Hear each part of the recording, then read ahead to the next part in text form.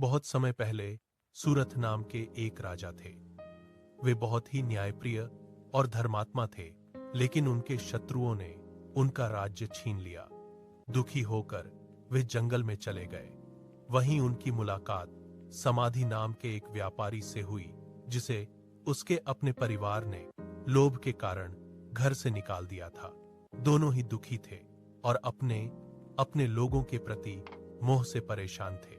वे दोनों ऋषि मेधा के आश्रम पहुंचे और उनसे पूछा कि सब कुछ खोने के बाद भी उनका मन अपने परिवार और राज्य में क्यों लगा रहता है। तब ऋषि मेधा ने बताया कि यह सब मां भगवती की माया है, जो सभी जीवों को मोह में बांधती है।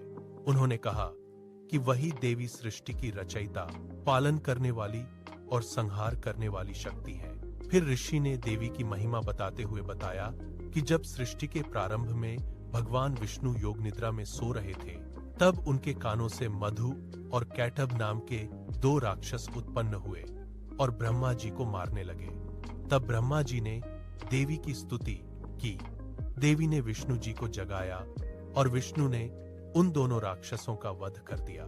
इसके बाद ऋषि ने बताया कि महिषासुर नाम का एक अत्यंत शक्तिशाली असुर हुआ, जिसने देवताओं को हराकर स्वर्ग पर अधिकार कर लिया। तब सभी देवताओं ने मिलकर अपनी शक्तियां एकत्र की, जिससे एक दिव्य रूप प्रकट हुआ, मां दुर्गा। देवी दुर्गा ने सिंह पर सवार होकर महिषासुर से भयंकर युद्ध किया और अंत में उसका वध कर दिया। इसी कारण उन्हें महिषासुर मर्दिनी कहा जाता है।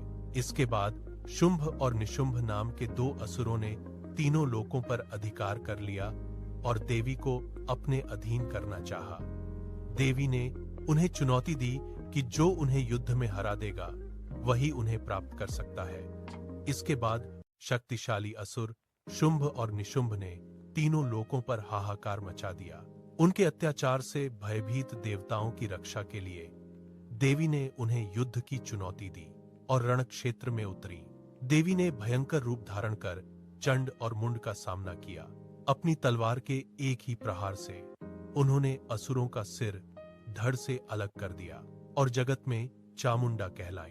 तभी रक्तबीज आया, जिसके रक्त की हर बूंद से नया राक्षस जन्म लेता था। तब देवी काली प्रकट हुई। उन्होंने अपनी लंबी जीभ फैलाकर रक्त की हर बूंद को जमीन पर गिरने से पहले ही पी लिया और उसका अंत कर दिया। अंततः देवी ने शुंभ निशुंभ का वध कर शांति स्थापित की।